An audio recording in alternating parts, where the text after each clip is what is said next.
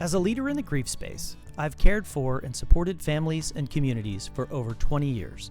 This show dives into the journey and experiences all of us will most certainly encounter in life. Welcome to the Guiding Grief podcast, where we discuss grief and explore opportunities for growth and connection. I'm your host, Nicholas Welzenbach, and this is Guiding Grief on KCAT TV. Welcome back to the Guiding Grief podcast. I'm your host, Nicholas Welzenbach. Today, sitting with us is Stephanie Poirier from Parting Stone. Parting Stone is an incredible company that is working to support people in the grief space in a completely and unique way, and we are so excited to have Stephanie here with us. Thank you to our sponsors, Darling Fisher and Los Gatos Memorial Park, and most importantly, welcome, Stephanie. Thank you. Thank you for having me. All right, you get to work for and help lead a completely new category in the death care space. We spoke about that earlier, about death care and people being comfortable or uncomfortable with that word, as we spoke about that earlier. Yes. And I love that word. It's my favorite. It's exactly, it is what we do, it's how we help folks. But I'd love to launch into and just let people know, if they're not familiar with what Parting Stone is, it is what is referred to as solidification, so a new category. So as you were describing to me earlier about a phone turning into a smartphone, and then we had watches, a new category ended up being when we had smartwatches. And in the death care, we don't have lots of new categories, and this is... it's early yet, but a cataclysmic shift in the way that we can memorialize a loved one with this new category, which is the type of remains. Right? Yeah. So, previously with cremation, you just receive cremated remains. That was never thought of as a category or something to think about because it's just what came from cremation.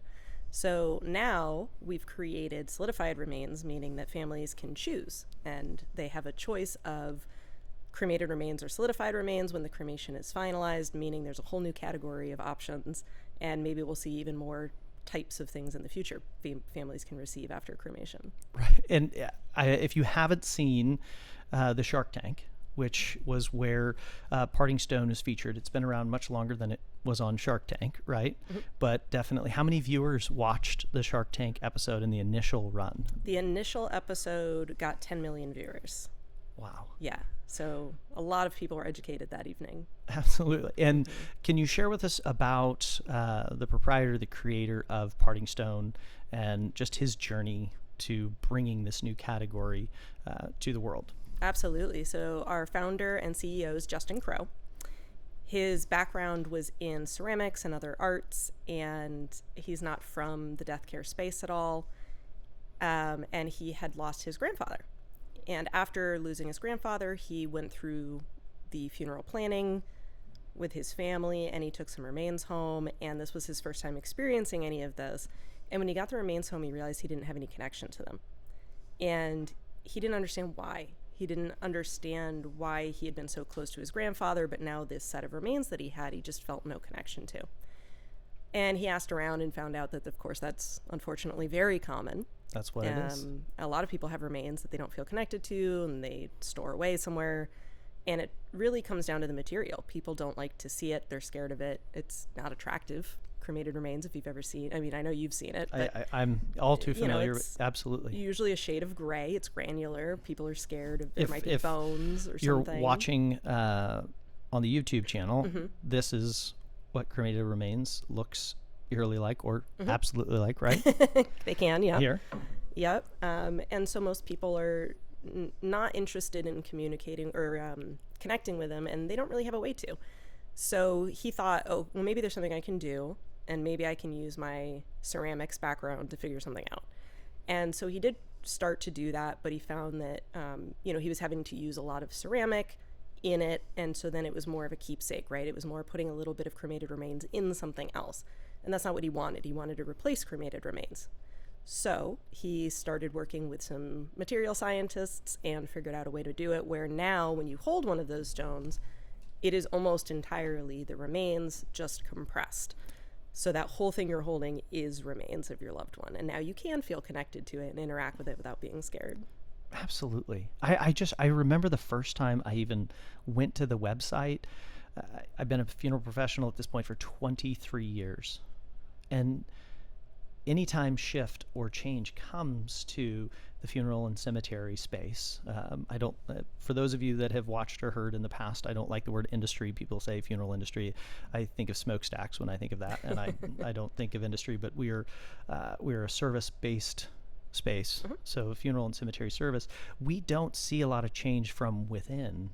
It's usually someone like Justin, an artisan, that has found an encounter that is like, this isn't what I was looking for, and searching for an alternative. So working alongside him, because it sounds like the space there at Parting Stone is pretty family oriented. Everybody is involved in what is created. So it's a pretty amazing space to work with. Oh yeah, it's very collaborative.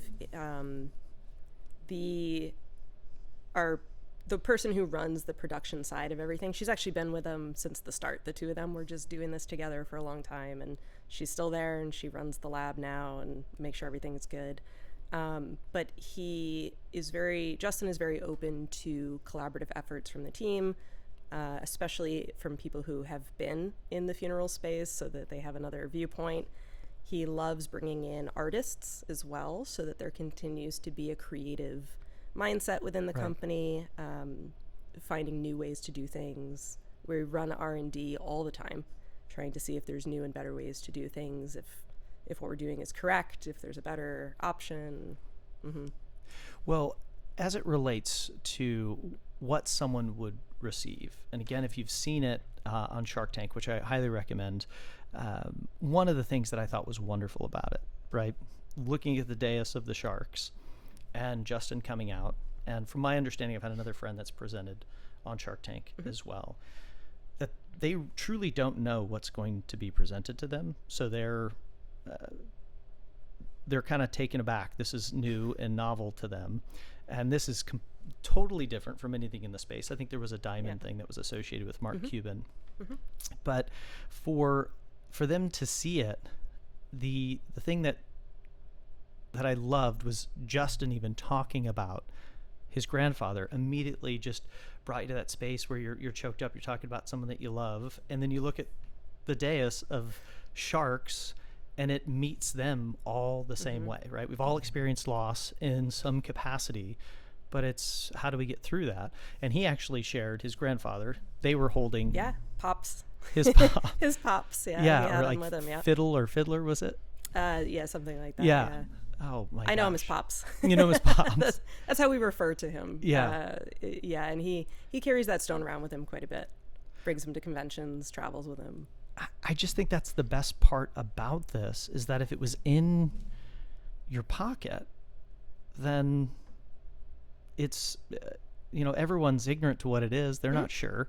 It's just a stone, right? And it's something that you could hold and feel, which is so much different than what I have sitting here on the table, which is so impersonal, right? Yeah, I mean, and I think that's what the sharks really found, because he handed the stone around so they could all touch it, and you could see each of them when they received it, their face changed. And I know there's editing on the show and everything, of course, absolutely. But you could really see the reaction that they had when they held it, and that's the reaction that everyone has when they hold it. Right. And holding it is what's important. You can see it online and you can understand the concept, but when you actually hold it, it's a whole different experience. And just bringing awareness to the world that there are other options for memorialization. If you're not aware, on a daily basis, I wear a necklace, right, that was made by a company, Thumbies, and it has my brother's fingerprint. I think I told you this morning that every single time I decide to complain or think about complaining, I look down at this necklace and I'm like, Nate would love to have an opportunity to complain again, so maybe I should just buck up. I can get through today because I get to have it, right? It's a gift. But I am excited to do this because I have all these things up on this table with us. They all mean something to me. But here is my pup, the first dog that my wife and I ever had. We had him for 16 years. His name is Riley. He is in this urn, and my plan is to coordinate it with you and have Riley go back. So when we travel somewhere, I can leave Riley in the rivers that he used to go with us to on family vacations and trips. So he gets to be there forever. Is he a swimmer? Did he enjoy the water? He absolutely did not. No. No, the new dog is absolutely a water dog. He was always fearful of the water. So we talk about funeral service and cemetery service. You didn't get to Parting Stone through, filling out an advertisement and getting into representing this company on the entire West Coast, all the way to Montana to Alaska and Hawaii, right? Mm-hmm. You didn't get there by just doing it. You were actually a funeral professional of many years before this. Yes, and I was already a fan of Parting Stone, so I sort of hunted them down, so to speak. Yeah. When I saw they had a job opening, I was like, this is my chance because I believe in this company. And you're correct. So prior to that, I was working in the funeral service and licensed as a funeral director here in California. And my main mission is to find the newer companies that are doing something really disruptive and interesting that I think families would benefit from and need, and helping develop that. So Parting Stone fits perfectly, obviously, with that. Yeah. Right. Just showing families in an innovative way. We have it at Darling Fisher, our sponsors, and the funeral homes that are in my care. And it's new to every single family that walks in the door because, they all haven't seen the Shark Tank episode. I wish they had. I wish more people knew that this thing existed. So we have that uphill battle as well. Yes. And why Stephanie is in town as just an educator extraordinaire for what this is and sharing with our team so that when a family walks in, we're confident in sharing the value. Can you share some of the things that are like the first questions that we always have, the things that you train on? Yes. I love the questions. They're my favorite part because people are always coming up with new, interesting questions and challenging me, which is fun for me to continue to do this. But some of the things are, do I have to send the full amount? Well, it's not a have to, but there's nothing you can't do with the stones that you can do with the cremated remains. And of course, the goal is that the family doesn't receive any cremated remains because that's not giving them the experience that they want, and that's good for them. If that's what they want to choose is the stones, then they shouldn't have any cremated remains anyway. So number one is that we try to get the full amount if we can, so it's a complete replacement, unless you want to make some keepsakes and things, and then that's totally fine. You can take some out. Another one is if we do infants, which I think is a really important question because these are families that are grieving in a little different way. And so for them, being able to actually hold that stone of the infant that they lost, that's a completely different experience for them. And yes, we do. We've done that quite a few times, and I think it's really special. We get, can I customize the color? That's a very common question, which unfortunately, no. Because the colors are completely unique and we don't know what they're going to be until the process is basically finished. Wow. It is fully natural, something that the person that died, it was something in their biology, something in their genetics, and we can't change that, and we wouldn't want to because it's unique and special to them. So we get some really fun, interesting colors. Most of them do come back white, which is really clean and nice. So that's a big question. Also sizes. People ask, can I get one big one? It doesn't really work. It doesn't fire correctly. So no. But we try to give a variety of sizes that you can see here that are about 1.5 inches to 2.5 inches. So they have a variety. Can they be engraved? Yes. We don't do it, but we know they can be. It's a stone. It's a stone. Yeah. They won't dissolve. They won't break down. They're not easy to break. Don't hit it with a hammer, but generally speaking, it'll be fine. They're going to outlast us. And there is something actually really beautiful about that because they're not going to go anywhere. Right. Yeah. Right.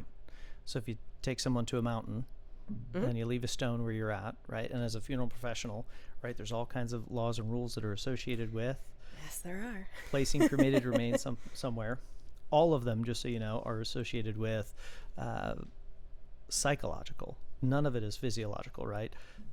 The cremated remains won't hurt anybody. You just don't want to be at Stinson Beach on a busy day scattering cremated remains like in the Big Lebowski. It's not something that goes over well. You don't want to do that? Right. No. But it's so much better for an individual to have this experience. This is also speaking from someone who has a cemetery where people lay people to rest. I know that we want to continue the conversation. We are going to take just a quick break to talk to our sponsors, Darling Fisher and Los Gatos Memorial Park, and we will be back briefly and continue talking with Stephanie from Parting Stone. Thank you so much for tuning in, and we'll be right back with you. I'd like to take an opportunity and pause just to thank our sponsors, Darling Fisher and Los Gatos Memorial Park, celebrating lives one story at a time. As members of the community here in Campbell, San Jose, and Los Gatos, it has been an honor to care for so many of the loved ones of our community, and we are so grateful for your trust. That's why we're supporting this podcast, Guiding Grief, and bringing your community information about how to heal. Welcome back to the Guiding Grief podcast. We are still sitting here with Stephanie Poirier from Parting Stone. We're going to continue our conversation and diving into Parting Stones themselves. One of the things that I know that families, listeners would like to know is what to expect when they arrive at their home. Yeah, so when you receive our Parting Stones, you're going to get a pine box with a cloth bag inside and then the stones inside that. Now, if you get it directly from the funeral home, I think it's a little nicer. You can have that experience. But if it comes just curated directly to your home, that's also fine. And when you open that up, you're going to find your loved one's name on the box, on the bag. There'll be a card inside thanking you and giving you some care instructions. The cremation disc or any other paperwork that was sent to us will come back as well. So it's all together. It's very nice. It's very high touch, high quality. You don't have to keep it in that box. So if people would like to buy a glass bowl to display them in or a beautiful urn, you can do that, or you can keep them in the box because it is a really nice, beautiful pine box that we've curated specifically for this. Right. Mm-hmm. As it relates to the volume, if I've cremated a loved one, an adult, how many stones come back? It's a great question. It's also my least favorite question. Least favorite. It depends on how much cremated remains there were to begin with. Okay. It's a 1-to-1 ratio of amount because we're not adding very much to create these and we're just compressing them. If you send, say, 10 cups worth of cremated remains, you will get 10 cups worth of these stones back. So it really just depends on how much we've received. That being said, an average adult is somewhere between 40 and 80-ish stones. Wow. Again, just depends on how the cremation went, how big the person is, that sort of thing. But a lot, quite a few stones. What are favorite stories or things? Because when you look at some of the brochures and the information, there's just so many people have done things artfully. And if you've brought cremated remains to your home, right, there's things that I know to be, that I'm certain of, that there's a box of cremated remains on top of someone's shelf behind the pole chain light and the bowling ball inside of your closet that you don't touch unless you see that piece of luggage. So what are the things that people can now do with these, because they can be brought in to the light of your home and they're a little bit more conspicuous, but they also have a beauty in that touch thing that we talked about earlier, the ability to handle them. Our families are very creative. We hear new things all the time, which is wonderful. And we get pictures and letters and stories. There's entire Instagrams dedicated to someone who's passed, and their family now shows their stones at different places doing different things. We love it. We love to hear about it. There's 4 common things that people do, but really it's sort of a mix of doing all of these things with one set of remains. The number one is sharing. People share these all the time. There's so many stones and there's so many people who would like to have that same connection with that person. So sharing the stones is really valuable, especially among family members and among children. I've heard several stories now of memorial services or other types of services where children were interacting with the stones and could take stones home with them, and that really helps them start their grief journey in a way that maybe they don't have otherwise. Right. So I think that's a really great one that I like. Scattering is obviously very common, like what we were talking about earlier. It's less messy, permitting issues, that sort of thing. But what we hear a lot of is that our families are scattering them at really interesting, memorable locations, bringing them on cross-country trips and leaving them at different favorite hotspots. One woman took the stones of her mother on safari in Africa because she hadn't made it while she was alive and had always wanted to go, right? So we hear a lot of that, a lot of the stones just traveling around and going to unique places and being left at memorable locations, or at least having photos taken. I saw one a couple of days ago next to the Eiffel Tower. So somebody was on a trip in Paris, and it was just one stone that somebody had taken and took pictures all along their journey, right? So we hear that a lot. We hear a lot of traveling stories. One gentleman took a motorcycle across Canada with his dad's stones and left them all over at different spots. Learned a lot about his family history through the process. So it actually turned into a whole experience for him that started with the stones. Learned a lot about his family, met people he'd never met before, all kinds of really interesting things. And then, of course, keeping them at home. So yes, obviously people do keep them at home as well. And they will put them in a lovely thing on the table and then be able to show them to people when they come over and say, hey, this is my brother. And, you know, you can hold it and you can touch it. And they're not as embarrassed or as put off having it out. Right. So for sure. And then making unique displays. We've had people put them in interesting hanging things that they've made. So they've made their own art project out of it. We've had people put it in their gardens outside or in a planter, or, you know, I'm sure there's going to be a lot of things we haven't even heard of. Right. Rock skipping is very common, having little ceremonies where people are skipping across a river or a lake. That's what I thought about doing with Riley, because Riley would be always sitting on the bank, and my son and I would be skipping rocks, and he's not a water dog, so he would be sitting there, and I was like, I want to do that with Lachlan, our son, and just make sure that Riley lives forever in nature where he loved to be and travel with us, you know? Yeah, and a lot of people, that's really, when you talk to people and that do cremation, and you say, well, what do you want from this? What's the end goal? Well, I'd love to be a tree. Well, as we know, unfortunately, in this industry, there aren't a lot of great ways to become a tree when you've died. But if you want to be part of nature, and perhaps all different kinds of nature, then the stones make that really easy, because you can be put in a lake, you can be put next to a tree, you can be placed in a garden, you can go out to the ocean. You can be everywhere and anywhere. It's really lovely, and our families are very creative. I love it. One of the things that I love the most about it is that it's going to change the conversation, right? I hope so. If there is, you know, a bowl or a mantle and it has this in it, and it allows us to have that conversation, I feel like that urn presence on a mantle is so ominous and so unapproachable. The thing that we don't ask our friends about that when we're at their house. But if they've done this, maybe that's an invitation to have a conversation about your loved one, because they wanted them to continue to be a part of their life. And I don't know, cremation is, what percentage would we say the United States? It's well over 60%. We're over 60% in the U.S. Yeah. So there's 60% of our population is cremating, and not a large enough portion is doing solidification at this point, the new category. What portion is pets, dogs, cats, you know, our true, you know, the only true love that exists, right, in the world is that you get from your unconditional, I should say, would be from our animals. What percentage is human versus pet? So right now we do somewhere between 20 and 30% pet every month. That being said, we've focused first on human, because we want to make sure that people are empowered and understanding of that, going through this, you know, the funeral planning and the grief and that.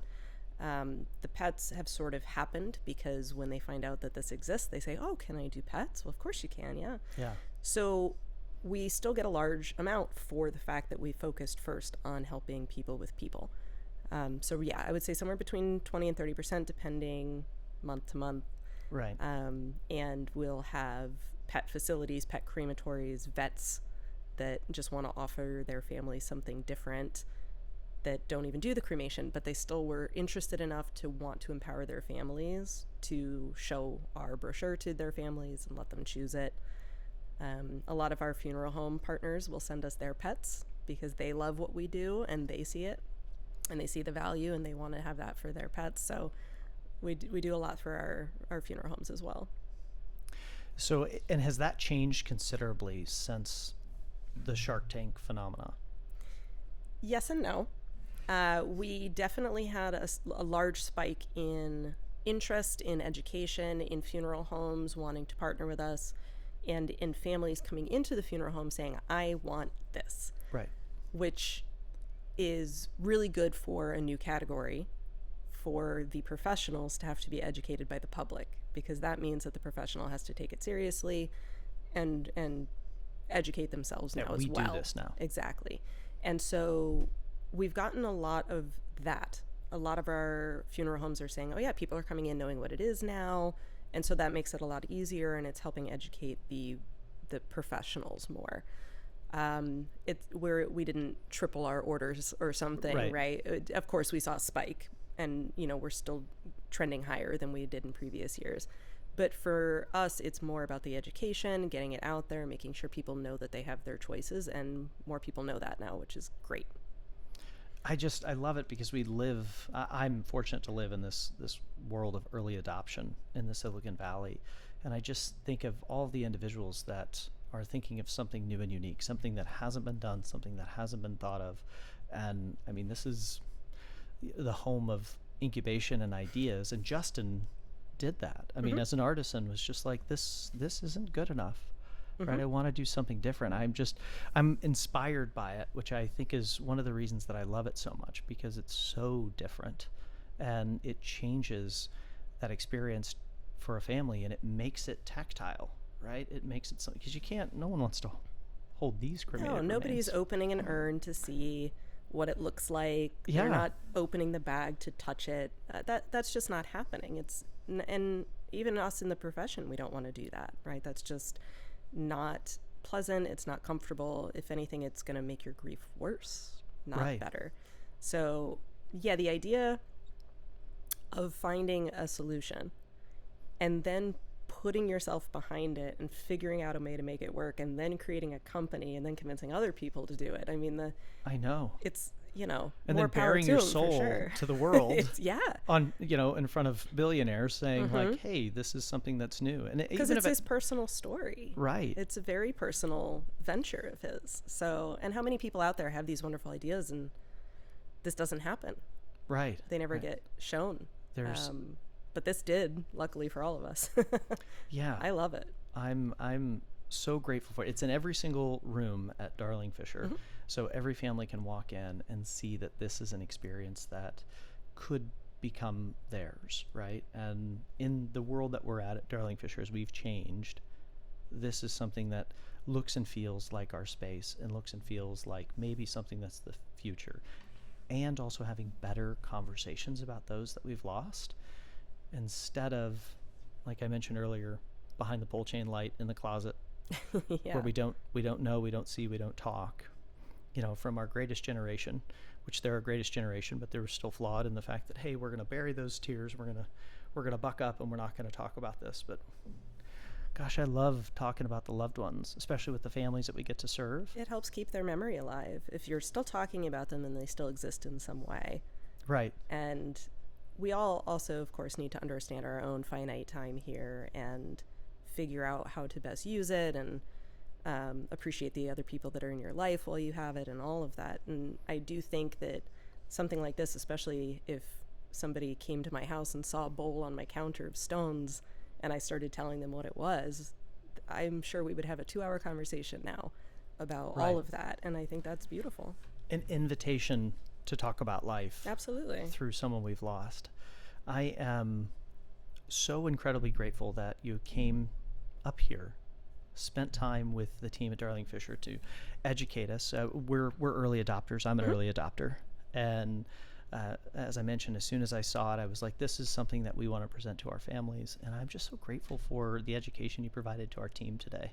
Thank you. We love working with partners that are looking for something else and extra to offer families at time of grief. So this is a perfect partnership.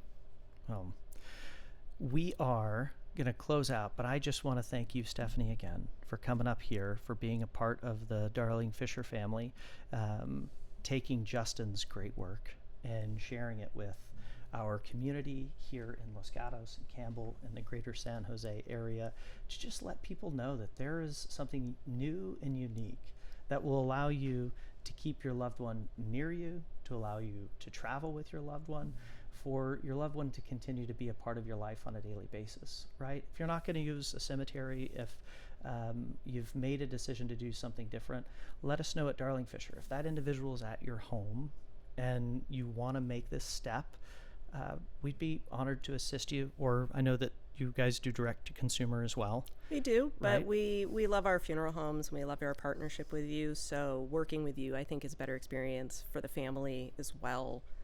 So we always recommend that they go through you if possible. Awesome. Yeah. Stephanie, you are all world. It is so wonderful to have spent today with you, to have you on Guiding Grief.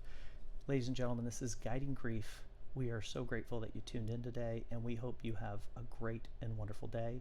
Please remember, always be kind to one another. Thank you. Thank you so much for tuning in to this episode of the Guiding Grief podcast. I'm your host, Nicholas Welzenbach. Grief is a profound experience, but you're not alone. Let's continue to navigate this journey together.